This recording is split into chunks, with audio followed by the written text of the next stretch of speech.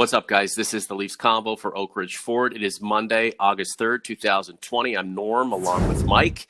Well, there you have it. The beginning of this qualifying playoff tournament thingy. The Leafs and the Blue Jackets playing their first game. 2-0, Columbus.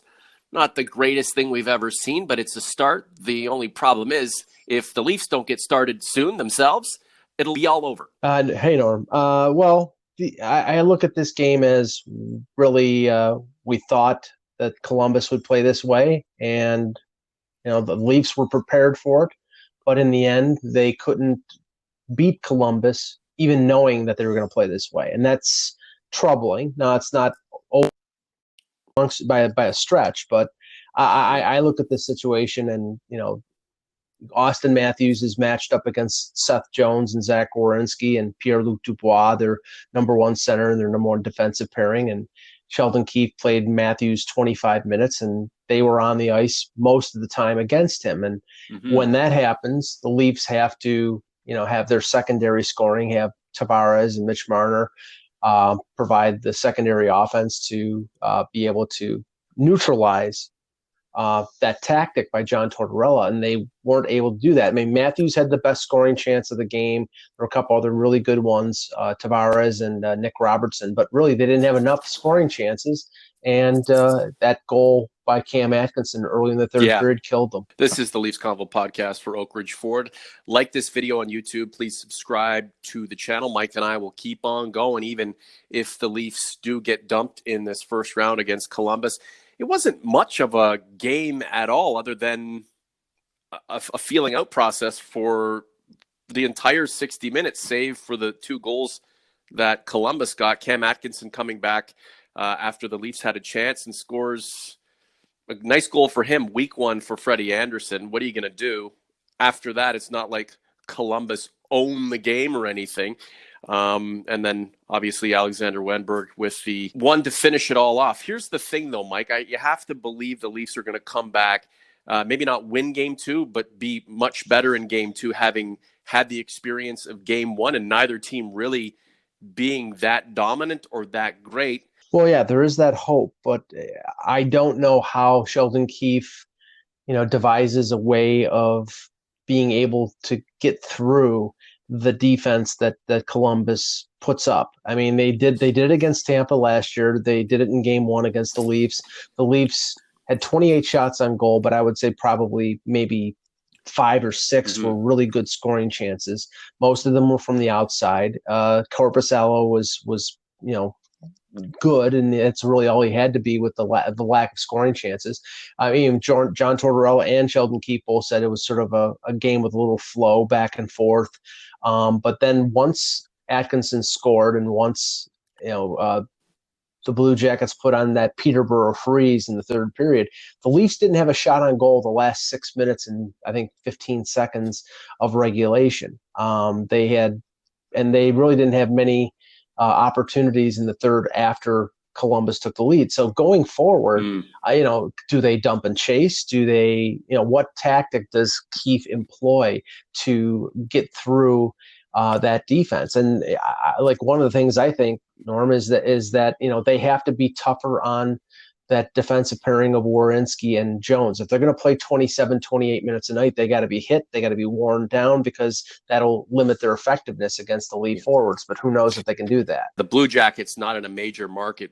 We don't talk about the personnel on the Blue Jackets the same way we talk about players on teams that compete on bigger stages. But that's a team, it's for as workmanlike as they are and as defensive-minded as they are, they do have some really solid players on that team who quietly go about their business. And I can see them sweeping the Leafs here. I can also see the Leafs coming back and winning the series. That's why it's essentially a pick 'em. This is the Leafs Convo podcast for Oak Ridge Ford. Thank you so much for all of your participation by clicking the videos that we put out. Especially lately, the numbers have gone up, so our analytics are moving back in the direction of respectability. Not quite where we were before the season hit pause, but we're on our way back. And like I said, Mike and I will continue to crank out combos for you for as long as the Leafs run and beyond, because we know there's going to be another season that essentially just piggybacks whatever this thing is. Lord Long March, 50 plus years I've been waiting and waiting for a winner, and now we have to wait one more year. Go Raptors, go. Dom, that wasn't a playoff game. The next year wasn't there. Very disappointing. Benny B, more spoiled rich kids out for a Sunday skate. I understand the fans' frustration, but it is one game after this 4-month layoff. Let's give them game 2, maybe game 3 too. Yeah, I mean, let's just say this: the way Columbus plays, it makes teams look like they're not trying because they're so effective at neutralizing a team's For offense. sure. I mean, and that takes personnel, Mike. That takes sure. quality personnel. The coach is the coach. That takes a system. That takes personnel. Good for them. The Leafs have to find a way to overcome it. Right, and the Leafs before the playoffs talked about carrying the puck into the zone, possessing the puck, and being able to create. And that's the thing that Columbus wants to deny. They will let you dump and chase because then that gives their defensemen a chance to pound on the forwards going into the corner. But they don't want you to carry it in. They deny the avenues to be able to do that. And the Leafs are going to have to employ some other tactics or some different tactics to be able to carry the puck in and create an offensive opportunity. This feels like the resumption of a season, but really this is the beginning of an all new season that is a very condensed process, one after the other, and then it will all be over. A couple of combos ago, I mentioned that skill would win the day early in these beginning stages of play. That's if you're, looking at the first 30 games of a season, right, Mike? You've got 3 games or you're out in this particular contest. So the question that I have for John Tavares and William Nylander and Austin Matthews, and in particular Mitch Marner, who did not look very good the other night, is will you guys be around for game 2? And is there a way that you can use all of your incredible prowess and skill to somehow break through this juggernaut that is the Columbus Blue Jackets? The Stars are going to have to step up, Mike, because the Stars are what the Maple Leafs are about. Well, if you noticed in the first game of of this qualifying round, all the teams that were offensive, and I'm not talking about the round robin games because those games are really meaningless. That's just for seeding; they're not getting eliminated. But all the teams that were more offensive minded, Vancouver, Toronto, the New York Rangers, all of them coming up, Florida, all of them coming up against defensive clubs, the Islanders, the Minnesota Wild, Columbus. The defensive team won and the offensive team lost. That's a trend that can't be ignored. And I think, those teams are going to have to adjust because playoff hockey is tight hockey. It's physical hockey.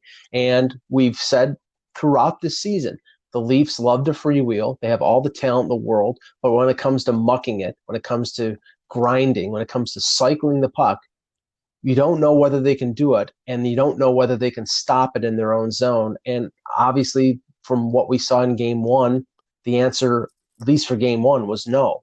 If this is glorified shinny, then be the Stars and win the shinny. If they don't figure out a way to do this, it'll be all over before it even started for this team, and then we'll start looking ahead to the season after this one, while teams that get their asses in gear have a chance to win this abbreviated season, this asterisk season, whatever it is. Sheldon Keefe this afternoon didn't commit to changing the lineup slightly, but it sounds like based on what lines were used in practice that Pierre Engvall would step in for Frederic Gauthier on the 4th line at center. Now, the thing is that Keefe barely used the 4th line. I think they had all less than 4 minutes. He basically rolled 3 lines against the Columbus team that rolls 4 lines. You can't do that. I mean, and in spite of the fact that Matthews and Tavares, I think, are the 2 best centers in this series, Dubois is very good, but they need to roll 4 lines. They need to be able to keep their players fresh, and they only played that 4th line scant minutes. So I think that if they do put Engvall in, there will be an effort to put that 4th line out there a little more. Real quick, what did you think of Nick Robertson's debut? He almost scored in his first shift. That was fun, and he did have some chances. I like that the Maple Leafs top players, the cluster of stars who front this team, do actually have a secondary group of players who are hungry to get to that status right behind them, and Mikheyev and Robertson in particular. Robertson, early in the game was really impressive. I think he settled in after a while. He sort of disappeared a little bit in the second period, but all in all, I mean, he's an 18-year-old kid and he's playing in a Stanley Cup playoff game, and he didn't look out of place, which is an encouraging thing. But the key is he's got to work. He's got to not make mistakes. If he does, then probably he'll be pulled out of the lineup. But I think they recognize that he's got ability, and he's going to get another chance in game 2. The afternoon of Tuesday, August 4th, will be game 2 for the Blue Jackets and Toronto. The afternoon. By the evening, people will either be thinking ahead to the next season and complaining incessantly about the Maple Leafs on social media, or, starting to dig into this thing that is this NHL tournament. Mike, hope you have a good one. We'll talk to you soon. Thanks, Norm.